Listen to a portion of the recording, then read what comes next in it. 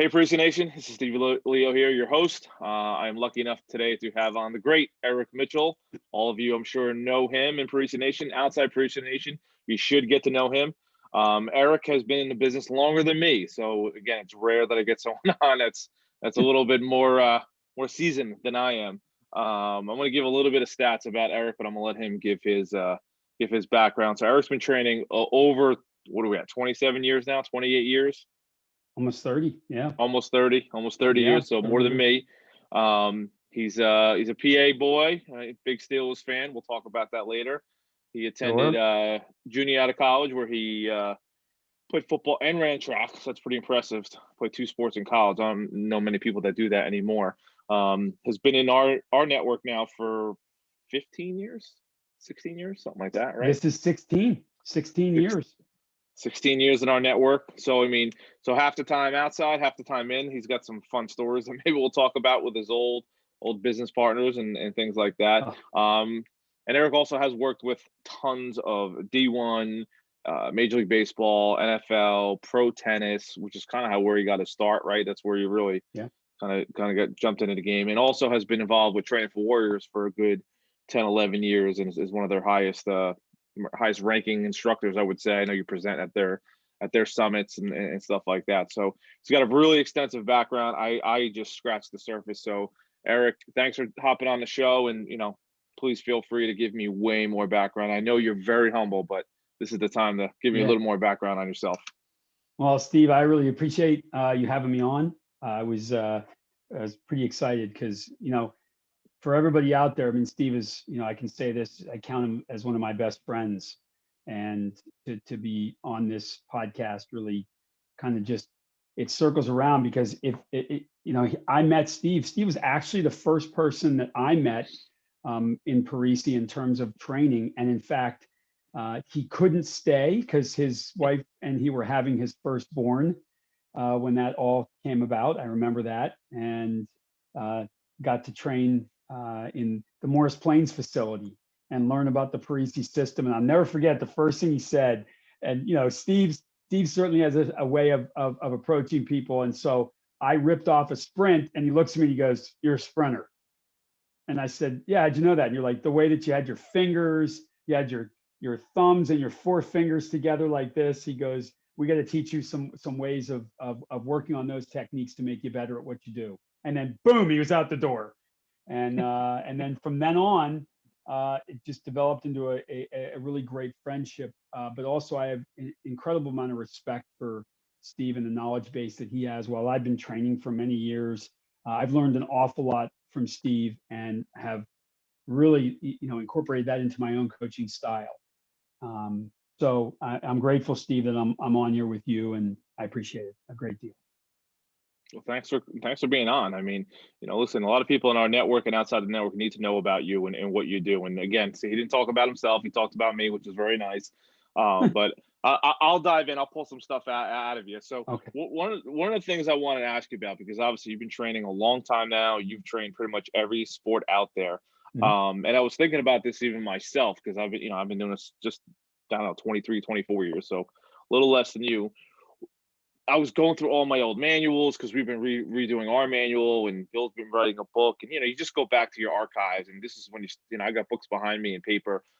What's one of the biggest changes you've seen since you first started? And it took me a while. I have a few things in my head, but what are some of the biggest things that you've seen since you started 20 plus years ago to today when it comes to sports performance training? Yeah, I think way back when I started, I don't think there was any real theory behind it at all. I think there was just you kind of went by what you did previously yourself as an athlete, and what your coaches delivered to you, in sessions that you took with them. And here's the thing, Steve, you really think about it. I got very similar start to Bill. I graduated in 1989 from college and had a military history and international relations degree. But I played, multiple sports, and I was interested in personal training and got involved in the Nautilus principles, and then got involved in sports performance. I was actually pushed into it in a strange way by a good friend of mine who's now the head football strength coach at Bowling Green, Kevin Tolbert. And he was with Harbaugh for many, many years, through Stanford to San Francisco to Michigan. But Kevin back in 1996 had said to me, you know, you don't seem like you're really interested in counting numbers for, mainline housewives in a gym. Why don't you do something with athletes? And I really hadn't thought about it, but there was no real theory behind it. You did it. And, there were guys out there, like I went through USA Track and Field with Tudor Bumpa's materials, and also just kind of Tom Tellez and gleaning information from all those coaches. But what I've seen is this evolution in how speed is taught, or how, not just speed, but the different aspects of speed, whether it be the strength part of it, whether it be the multi-directional speed, including agility. There's a real kind of what would I say now, a codified system for it. And back in the early 90s, there wasn't. And you just kind of went by with what you were doing. If you want to hear a story about, what happened to me, back in 1997, I called the Philadelphia Inquirer, and Art Carey was the guy's name, and he was the fitness editor. And I said, hey, listen, you want to do a story on my company for speed training? And Steve, he literally laughed in my face, over the phone, of course. And he said, speed training. He goes, Eric, here's the bottom line. You're born with speed. He goes, now, if you want to talk to me about like somebody increasing their marathon endurance, then, we'll have a chat. Well, the NFL Combine was broadcast on ESPN that year. It was the first time that I'd ever seen it. Art Carey called me. I was in my car. Now, you're going to laugh when you hear this because I've never really said this. I had a white Chevy Blazer, and it was packed with hurdles, ladders, all those different things. And I'm driving, and Art Carey calls me on a old-fashioned cell phone that you had to flip and pull the antenna up. And he said, hey, Eric, I want to do a story on your company. Meet me at Haverford College in 40 minutes. So Haverford College is a small Division III school outside of my area. And I hang up the phone, and of course I agreed to it. And then I thought to myself, I don't have a company. I don't have anything. So I made one up on the way to the interview. And Steve, I called it Progressive Speed Training. He interviewed me in that. It was released finally in early 1998. And Steve, I had 75 phone calls over a period of 48 hours for parents after the article came out. How do you get my kid faster? How do you get my kid faster? And so that's kind of what started to happen for me. And then, so if I look at it, what eventually happened when Bill contacted me was it finally brought to light in my mind that there was a real system behind training in our field. Because previously, even if there was, nobody knew about it. You didn't really understand what it was. Again, like you said, like people would be like, hey, yeah, you're fast. You're just fast. If you're not, you're not. If you are, you are. And I was lucky. I was blessed. I had some speed, so I kind of understood what that meant. But there was no real system. So the evolution that's happened has been that this nebulous thing about speed training has become actually a codified system that is very well respected now. And those same people that may have 20 years ago laughed in your face are now like, they're the ones saying, ooh, yeah, this actually makes sense. If I get stronger and more mobile and more flexible, and my neuromuscular system is improved, I'm going to get faster. So that's what I feel has been the major change. Oh, and one other thing too, I also think that the coaching has evolved into something far different. It's no longer just about giving out drills. You're teaching so much more to the, not just to the youths in your program, but to the coaches surrounding you, and then also the parents in your system as well. So that's what I think. Yeah, I agree. I think the system is probably the biggest thing. I think, when we all started, it was how could you get your hand on more drills, right? Can you get more VCR tapes, or if you got a book and you found some new drill? And that's what it was, like, oh, this is the drill, this is the drill. And I think now, hopefully more people understand that there has to be a little bit more of a system based around it, and there has to be a theory of what you're trying to accomplish. And I agree with you too. I think kids now can come out of college knowing, hey, I want to be a sports performance coach, where when I started school, that wasn't even really a thing. It was like you could be exercise physiology. I was an athletic training major when I first started, then I switched over, or maybe you go PT school. There really wasn't this whole sports performance thing.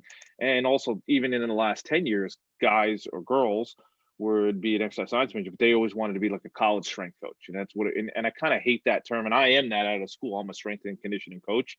But really now, you can go into the private sector and there's just as many or probably more jobs available for these kids because there aren't that many college jobs out there. If you go below Division 1, there's not a lot of them that are really sustainable for a career. It's difficult to do that. True. So I think that's one of the biggest things. I think people now know, hey, I can have a career in this.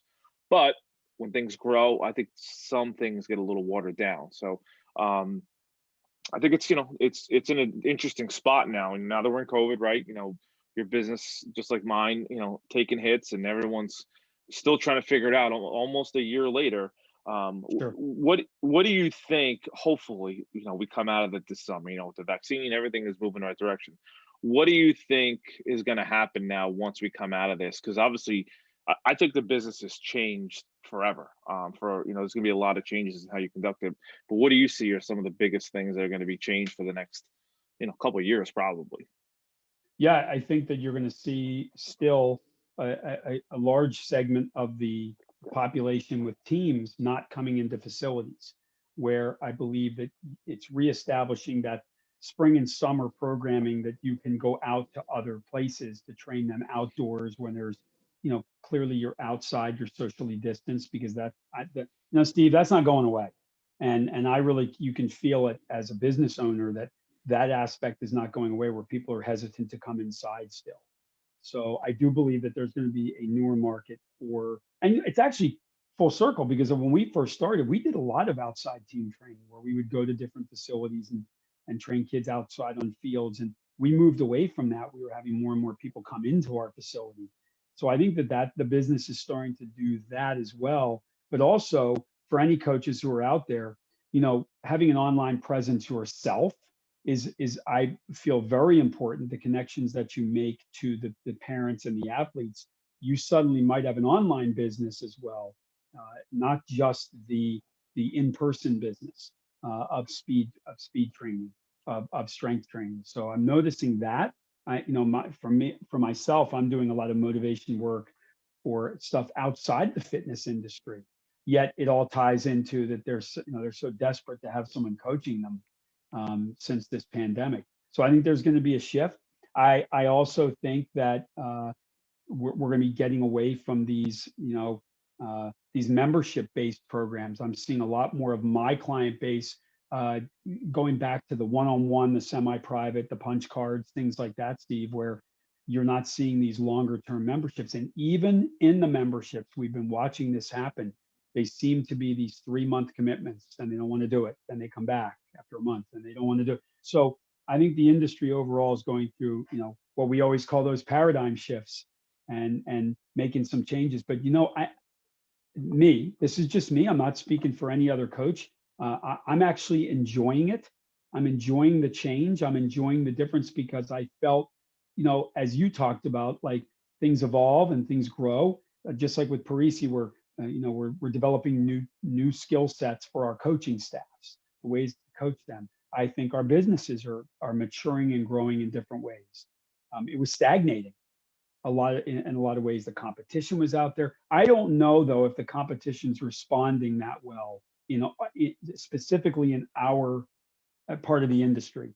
I know in the fitness industry, the adult model, it's responding well, but with youth sports performance, there a lot of our competition's having a problem, and then that stems to, Steve, it's a coaching dilemma that we always talk about the culture of what we do, and I'm now really, it's funny, I'm actually just thinking about it right now. That's the difference right now in this COVID time that's evolving and changing, is that we're still bringing that culture to the forefront with the training.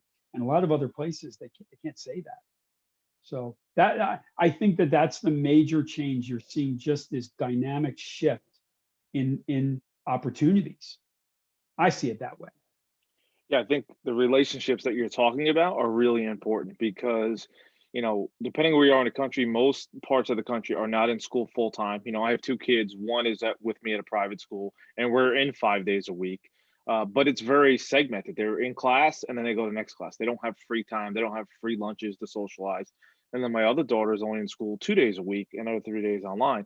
So there's a huge social aspect, not only with your peers, but I think just socialization with teachers, counselors, coaches. They don't have that free talking time where they can just kind of be themselves. And I think when they come to our facilities, it's one of the few times they probably get to do that, even with some of the COVID protocols. But you look at like teams and stuff, you know, they have to follow all these different protocols. It's hard for them to just have a sit down and have a chat. Those days are just difficult right now. So I think coming to facilities like ours or other facilities out there, I really feel that it's kind of a release for kids. They get to get out of the house and just be an athlete, run around and maybe joke around, listen to some music, whatever it might be. So I think that's Sure. one of the reasons why. From what I've heard, a lot of people actually doing very well. I've talked to a lot of owners, especially in New Jersey, and we were hit really hard, just like you are in Pennsylvania, and Yeah. they're doing well. I'm sure everyone wants to do better, but all things considered, I actually think they're doing okay. And like you said, I think new things are going to come out of this. When there's chaos, there's always opportunity. So, Always. um, we're all trying to figure it out, as they say. I want to get into training a little bit. Get a Sure. little Yeah. sciencey, but not that sciencey. Um, One of the things that we always talk, you and I talk about a ton, is just the idea of everybody wants a new drill. What's the new exciting drill? What's going to make me better? Um, Again, going back to, because we're rewriting the manual and stuff, I've been looking at a lot of old stuff. What are some of the old drills or old, systems or patterns, anything that you've done in the past that we don't do anymore that you think we should bring back? That's interesting. Um, I I would say that focusing a little bit more on the the process of developing the start for acceleration, really focusing on that. I'm a big believer in that, getting kids to understand different varying positions of acceleration, not rushing through it.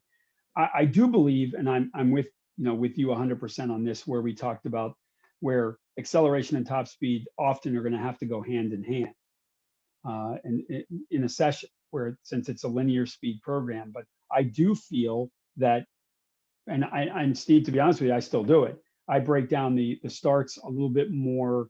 I get engrossed a little bit more in the starts with these kids, these different styles of starts, different styles of training, and I think we've moved away from that. A lot of the facilities I've gone to now, Steve, that could be more of an omission just by them. Remember, you and I have talked about this, that people, when they don't feel comfortable teaching something, they stop teaching it. But I think just teaching those very different styles of starts should never disappear from our programming, because I think not only does it teach the kids proper mechanics behind it, but also it's fun. They enjoy it. They're ready to go. They love the concept of acceleration. I think games have to be played, and I know that, I'm sure I'm going to be looking at this new manual and being like, okay, the games are here. We went away from that. We went away from not like incorporating games that related to acceleration, top speed, and change of direction.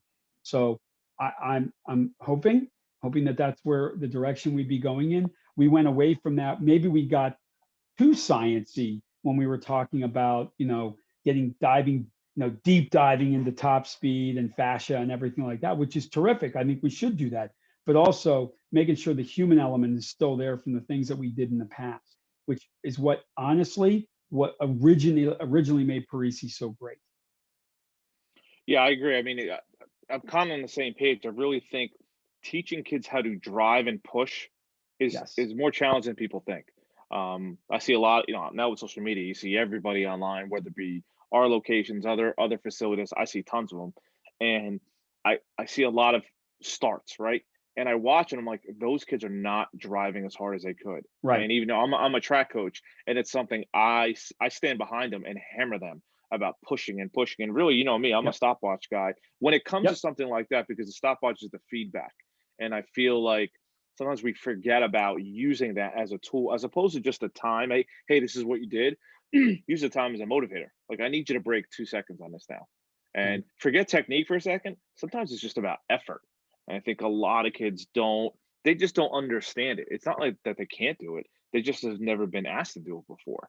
And I think as coaches, we have to do a better job of pushing the kids to do it. So I agree with you. I think I was going to say the same thing. I think just being able to push out and start, and just all the different starts, like you said, whether it be jump back starts or falling starts or anything, just to stimulate them in a little bit of a different way, and Sure. resist starts, things like that. I think those are great. So I agree, and I think there's a lot of old stuff out there. Just the other thing is just old. We talked about before, old plyometrics that we just kind of forget about, and how important plyos are. But doing plyos the right way, not just, okay, what's the highest box I could jump on? How about just jumping forward and getting your feet off the ground quickly and applying that force? I think it's kind of forgotten about. We want to look good for social media. I mean, let's be clear. And I get it. Social media has a great place. It's really helped our industry grow because now people can see it, whereas before they couldn't see it. So I don't know if that makes any sense. Two old guys talking, Well, maybe. no, I listen. I get frustrated because we've talked about this before. That's great. Jump as high as you can, but do you know how to land? Do you know how to land properly? Do you know how to distribute that force better? Do you understand then how to accelerate from that? Yeah, it looks like that's terrific. I see it all the time. People doing those things, but also isn't our speed in the 100 or the 200 as track athletes, or in the 40 as a football player, or the 60 as a baseball player. We improve those times, aren't we? Plyometrically improving those times. So it makes perfect sense. It makes perfect sense. That we should be teaching those things properly, and not Yeah, just making it a social media post.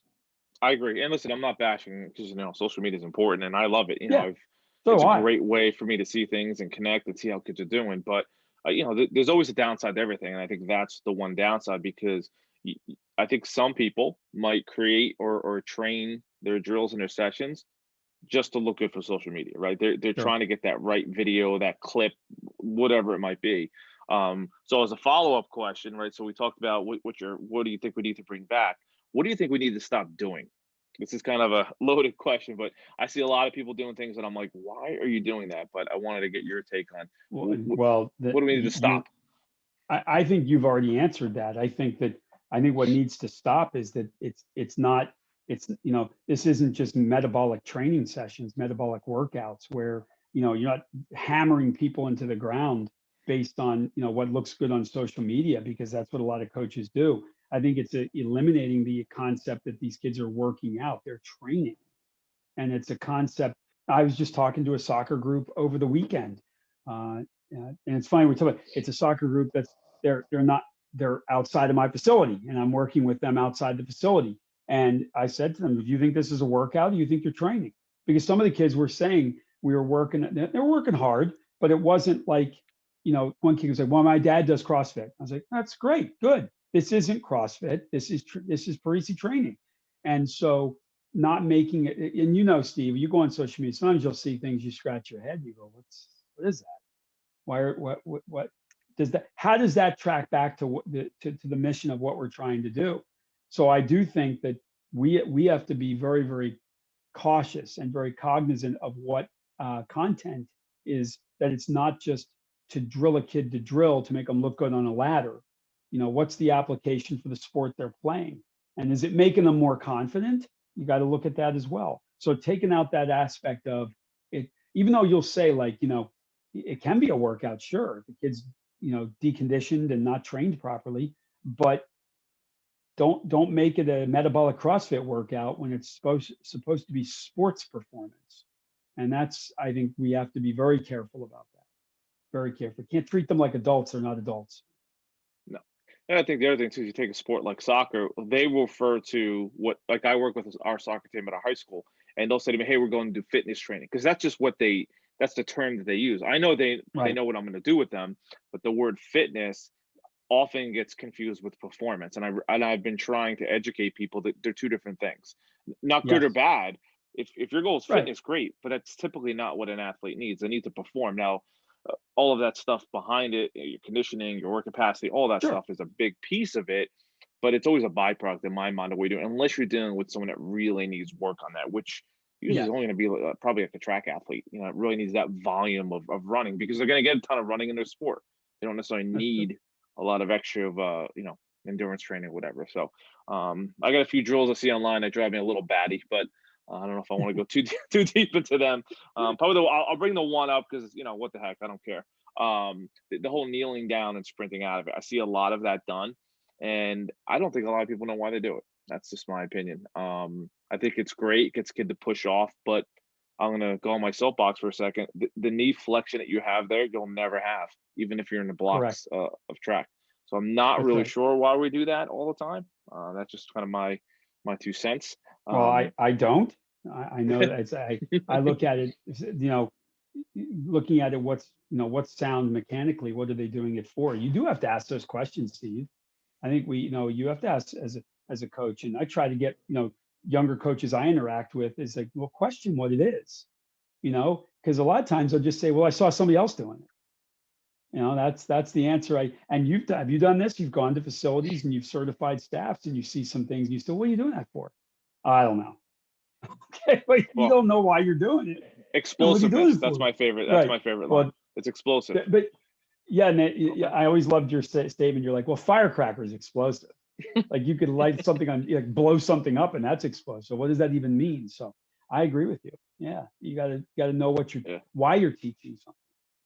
Yeah, and again, not to bash. Hopefully, no one takes offense. Now, I think there might be an application for it. Maybe a little bit more change of direction, lateral pushing. I get all that, but I see a lot of groups of kids lined up and just sprinting out of it. And then those are the ones I see. I'm like, those kids aren't pushing as hard as they could. Maybe if we put them in a better position, whether it be a rolling start or like you said, pushing out of a stance. I think that's always where you start them.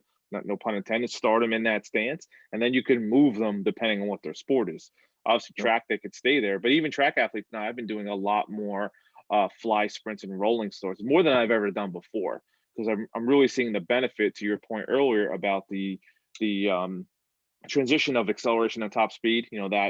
That little Sure. gap that I think a lot of kids struggle with, and really trying to get kids to learn how to accelerate on the run, because a lot of kids do struggle with that. So I've been doing a lot more of that, and trying to time it. I wish I had a fancy timing system like a free lap that I could afford, but doing it with stopwatches, and it's really giving kids feedback on where they are in different segments. Because you can time a 10, it's easy, but timing kids middle of races or segments, it's more challenging for us as coaches. But once kids start getting that feedback, I think it gets them to understand more. Okay, when do I need to, in their minds, turn it on? And I think sometimes they don't realize that. Especially like a quarter mile Sure.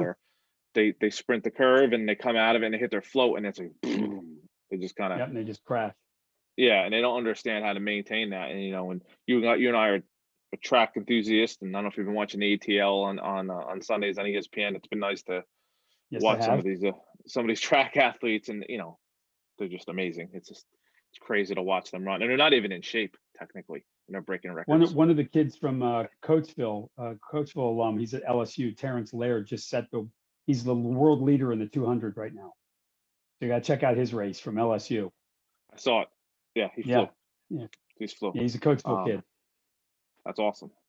Yeah, There's a lot out there. That's the thing I think a lot of people have to understand. There's a lot of kids out there that are doing great things, they especially in are. track and field, because they're putting the time into it, but they're training the right way. They're not just going out and running just to run. And I think that's Yep. another thing. Me, I'm all about let's sprint as much as we can, but sprint the right way. And I really think that's hopefully what we can bring as a network. The why of what we're doing. You talked about the relationships and the motivation and really helping kids, but I think the why is so important, not only for results, but the kid will get more buy-in or give you more buy-in, because if they really No understand why question. they're doing something, listen, the biggest difference too, I just thought about it with kids, they ask more questions now than they've ever asked before, Yes. because they have more exposure. They could see more stuff on YouTube or Instagram. I have kids coming all the time with their phone saying, "Hey, did you see this video? Did you see this? Did you see this?" And at first I was like, oh, "Come on, this is annoying." But now I'm like, "Oh, that's great. They're into it at least, and we could have a Yeah, discussion." it's not just saying, well, my parents are making me do this. They're genuinely interested in what's going to make them better, and I think that's terrific. Yeah, I think Yeah, it's a they, great they point. show me sometimes I see things I've never seen before. I'm like, "Oh, that's pretty cool." Or they'll Yeah, show me some of their favorite athletes working out and show me different drills, and I think it's great. So, hopefully, kids keep doing that and ask the right questions. And as coaches, we need to be able to answer those questions. And if you can't answer them, then try to find out what the answers are and help those kids. absolutely. So, um, but as far as working with the kids, the big thing I want to talk about is motivation, right? And Mhm. I don't think anybody does it better than you, especially in our network, but even outside our network. I'm Thank going you. to steal you. This spring, you're coming out to my track team somehow, whether it be on Zoom or in person, and you're going to Would love talk to to. them. Would Um, love to. yeah, and I know you would, and that's how you are. People don't realize it about you. You will do anything for anyone, at any time, and I think that's one of the reasons why you're so good at what you do, because everything you do is authentic and genuine. Those are the best words I can Appreciate describe you that. with. That's just who you are as a person. But when I've seen you just speak to crowds, it could be us as coaches, it could be kids, or all the cool stuff I've been seeing you do online has been amazing. So I want to really just pick your brain a little. How did you Sure. get started with that? Because I don't think that's something you did when you were 25. How Yeah. did that all kind of start up and evolve? And I'll let you kind of give more of the backstory on it. Yeah. Well, I mean, presenting is something I've always worked with kids. So even when I was a teenager, I was working as a counselor at camps, trying to work with kids to motivate kids at sports camps, at day camps, and such like that. And then dealing with the general public in the fitness industry. Every day, Steve, having to talk to somebody every single hour. Now, it's not necessarily the greatest setting. Yeah, I was 23, 24, 25 years old. That's some very bizarre stories I could tell, but that's for another time. But talking to people every day, honing those skills in, and then it morphed into eventually I was working with the kids of those people who they just want. You'll laugh when you're this. They would say, "You just come to my kid's birthday party and just play capture the flag with my kids," and there'd be like 30 kids at this whole thing, and having to run that, and then being in the sports performance world, me personally doing it and then being a part of Parisi. And then, this, I can't minimize in any way this. Every single Tuesday and Thursday, we did orientations at 7:30 at night. And I had to talk to parents and talk to kids every single Tuesday and Thursday. We did that for 5 years of the 16. So I had to practice the skill of not only talking to kids, but having to talk to parents. Then it morphed into you'd be talking to teens and, listening to the people in the Parisi system, whether it be Bill Parisi and Martin Rooney, telling stories. And then I realized, you know what? That's the key to developing culture. That's the key to developing a real connection with the athletes and the parents. So I started doing story time and I started telling stories. And Steve, it was every single night. Well, then the parents of the kids who are now in the adult program would say, well, how come you're not doing it for us? And I hadn't gotten the training for warriors yet. I was just doing an adult conditioning class. Well, of course, listen, when Martin put together TFW, it was the same thing. It was still storytelling and everything is storytelling. It still is to this day. So do it. So basically for the past 30 years, I've been telling stories on some level in our industry. And and then it morphs. I was very moved. I have a video of it. I was in Virginia Beach with Warings, and I was going to do their Parisi certification. Well, they had that tragedy, the shooting in the courthouse, and they were doing a fundraiser. And I didn't know this at first. One of the survivors, she was there during the fundraiser, and then the Warings asked me to get up and speak. I wasn't prepared for anything, but I knew what to say because I had been around the Parisi system and the Training for Warrior system for so long that it just, when to, you even know what story to tell based on the audience that you're with, but you got to be genuine about that. You have to make a real connection. You can't just tell it for the sake of telling it. And and that's years of really kind of honing in that skill set is to recognize like, okay, like this is a serious situation. And they're looking at you to ease some sort of pain, to also connect with people. And if you're able to do that, you develop that skill because it is a skill, you're going to reach a lot more people, not just in your sports performance world, but also outside of it. And I've seen that and felt that. And Steve, I get very, very emotional and very moved when I speak. You do too. I've watched it. I've seen you do it. And I think it is the genesis of everything that we've done as coaches. and the experiences that we've had, especially in Parisi. That's where I think it comes from. It just didn't happen overnight. I've also been very lucky. Listen, my mom's a remarkable woman who, worked in special education for over 40 years. And I think a lot of my empathy for people comes from what she's taught me. A lot of my respect for people from what she's taught me. So I give a lot of kudos to my mom, who's, 81 and, still goes to Disney World with my son and I all the time. So, which is awesome. but yeah, that's the motivation right there. Well, I mean, listen, I think stories is probably the biggest key to that. Something I learned a long time ago, how to tell stories, and I'm nowhere near as good as you. You're way better than me, but I think the passion that comes through when you tell them, and you're finding that connection, and trying to show athletes they could do whatever they want. Like I said, we've talked about it. You weren't the biggest guy, and maybe the most recruited guy. Next thing you know, you're a two-sport athlete in college, and you're pretty fast. I mean, would you run a 10 what in the 100? What was your time? And 56. It's pretty fast. Yeah. That's really fast with not having speed training. I don't say Right. how many years ago, but you didn't really have it. But long time ago. But 10.5 is fast today. I don't care what you say. Yeah. But I think what I've seen with you, not only with talking to the kids that we know or the coaches we know, all the charity work that you've done. And I mean, we could probably spend hours talking about all the charity work that people have no idea what you've done, how you just give of yourself, your time, your money, driving all over creation to help kids in need, and from all different aspects in life. And I think it's because you care. And I think that's why kids buy in, or people buy in, because they know you care. It's not some sales pitch. Like I wouldn't consider you a rah rah guy, because there are rah rah. The term I heard the other day is there's the hype guy, the hype strength coach, right? Because that's the new thing now. What guys jumping up and down on the sideline, screaming and yelling, which is great. I mean, I think it's fun, but sometimes I wonder, like, are they just doing that for attention, or like what's going on there? Whereas I think you, on the other hand, would rather just put your arm around somebody, not in COVID times, but put your arm around somebody and just say, hey man, I believe in you and I care about you. And, I've heard you do that before. And I think my best advice to coaches is follow what you're doing on Facebook, listen to you, and use what you've been saying in your stories to talk to kids, because now, man, these kids need it. They're not getting out of the house much.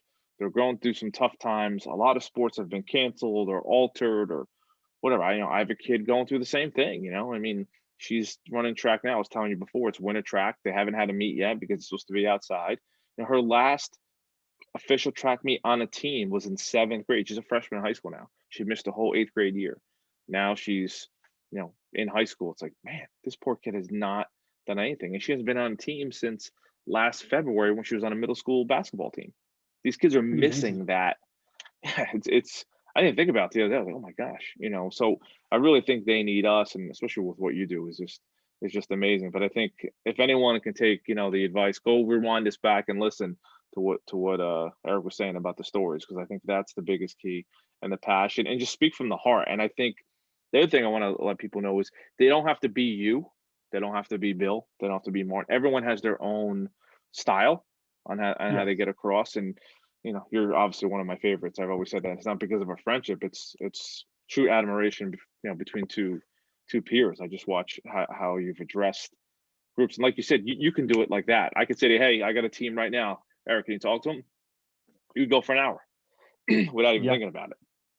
So I think that's amazing. And Steve, you said, like, when you genuinely care about these kids and you care about, where they are and what they're trying to accomplish, and understanding, the circumstances that they're in right now. But even if it wasn't COVID, as young coaches out there, it's like, listen to what, not only the kids, but their parents, listen to the adults in your programs, listen, they want solutions for things that as coaches we can help. I mean, there's certain obviously limitations to what we can do, and there's people in different fields that would help them. But we've said this many times, and we've heard this. Right now, I think we have one of the most important careers on the planet right now, because people are looking for guidance, and you can provide that, and it's genuine, man. I mean, you're going to be successful in this field if you can do that. And you know what, Steve, I always say this, like, I love what I do. Like, I love it. I mean, it's not even, like today I had 2 one-on-ones today, and I'm not honestly coaching as much as I did before, but just, feeling these kids there that you could see it. They needed that positive reinforcement from what's going on around them. And, you talk about charity work. You got to bring it. It's got to come from your heart that you want to do that for people. You got to want to serve. And if you can do that, that's part of coaching.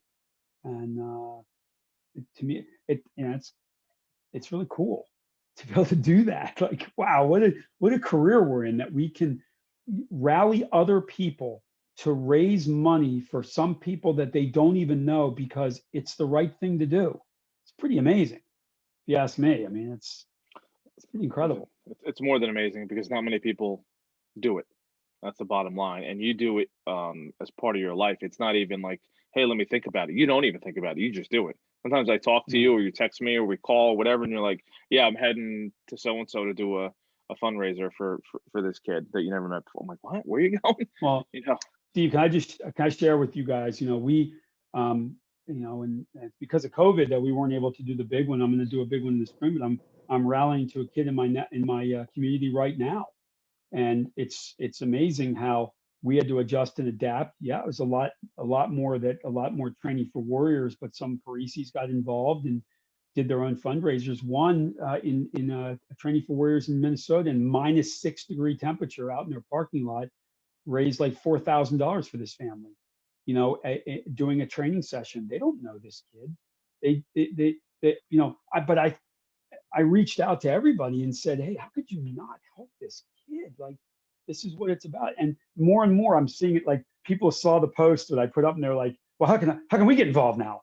And I was like, this is what you do, and I just think that has to be part of what we do. And when people ask me what separates out Parisi, and that's part of it. It's the compassion and the empathy that people have. And I've had conversations with many, many owners and program directors and performance coaches that I've trained, and I've said, guys, here's my cell phone number. Call me with whatever you need, because that's what we're here for.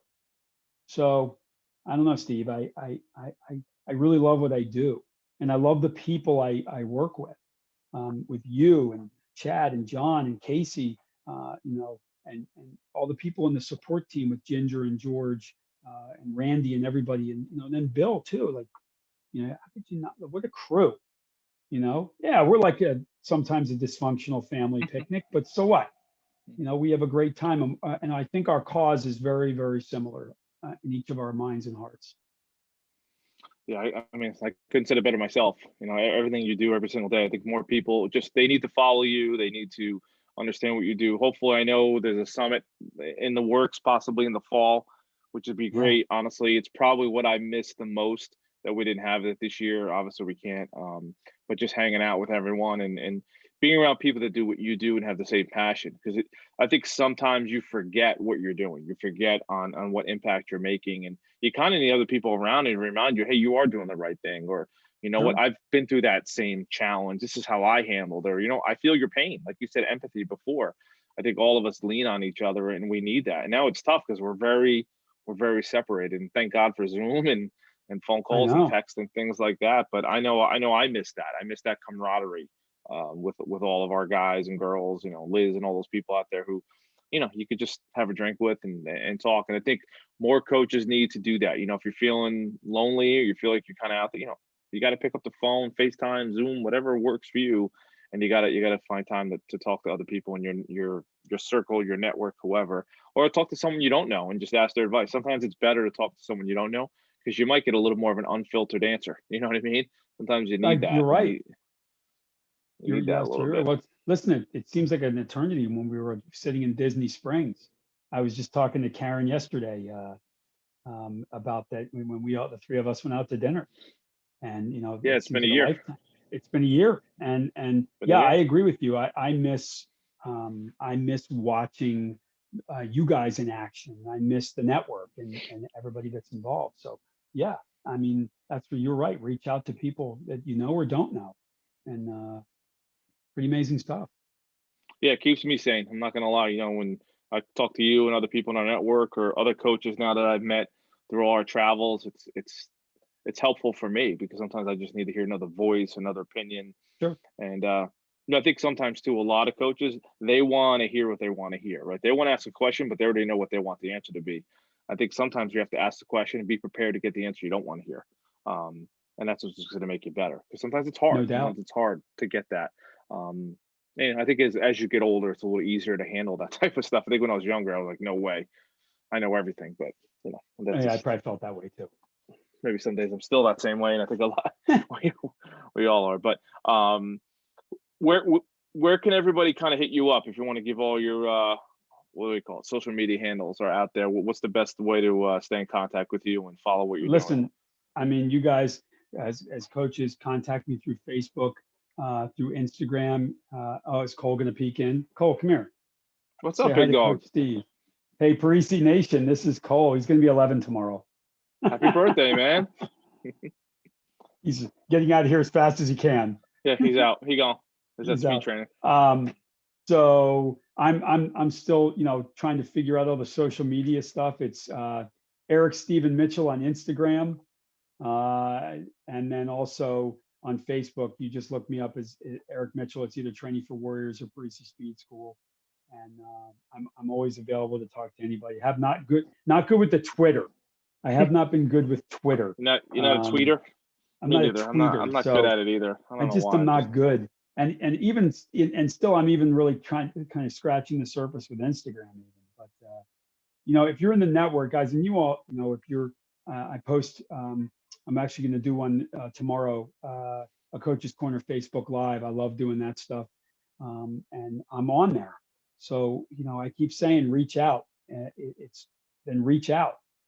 As coaches to me, or I mean, I'm sure Steve feels the same way. You guys got questions, ask us. And then, be a part of something. We always say, just be a part of something greater than yourself. And then you'll find greatness. And I really believe that. No, I know you do. So, I know you do. And if anyone can get on those Facebook Lives, I need those. There are days that I need them, and I'm so thankful. I don't always catch it live because I might be coaching or whatever, but I always hit it up either that night or the next day, and I need them. Listen, I'm a 47-year-old man, and I need those days because everybody is going through tough times right now, and I think we're all handling it very well, but nobody has a perfect day every day. So I'm thankful that you do it because I need it. I need a kick in the pants once in a while too.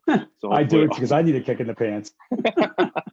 Well, I think that's what our coaches need to understand. No matter how old you get, everybody goes through ups and downs, and I think what you do is so valuable. And the fact that you just do it on your own time, and again, that's where you're authentic and genuine. That's just who you are as a person. And if I can give anyone advice on being a great, we want to call it speed coach, performance coach, or whatever, be like Eric Mitchell. Just be like him as a person. Everything else will come through. The X's and O's of training, guys, is really not that hard. You know what I mean? If you can get basics down, you'll be great. But if you can really connect with kids and just be a good person like Eric is every day, you guys are gonna rock it. No doubt in my mind. So I always wanted to make sure you heard that now in a bigger platform. But we all care about you, and we're so happy that you're part of our network. And a lot of people look up to you. I know you're not comfortable with that, but a lot of people look up to you. Well, I love you guys. I mean, I say it a lot, but it's true. I mean, I love you guys, and you're part of my family, and probably the greatest people in my life. Well, listen, Karen, my girlfriend's, I love her to death, but she's part of that system too. She is now part of the Parisi system. Basically, she's been to a couple things for Parisi, but you guys are my best friends. You're the people that I look up to as well, and that's all you coaches out there. I mean, you're part of that. You're part of this Parisi Nation, this family, and I have so much respect for all of you that you're doing this for kids and you're doing this to make yourselves better and make the community around you better. Just keep doing it. Just keep going and reach out to us because we're here. Go for it. It's the best advice I can get out there. I think everyone needs to hear that. So Eric, thank you so much for doing this. I think a lot of people are going to get a lot out of this. This made me feel good too. So I'm sure everyone's going to really get a big kick out of it, and hopefully we'll see each other soon in person. I would love that. And I'll have more stories. You will. All right, man. Thank you so much. I appreciate it. Thank you, Steve.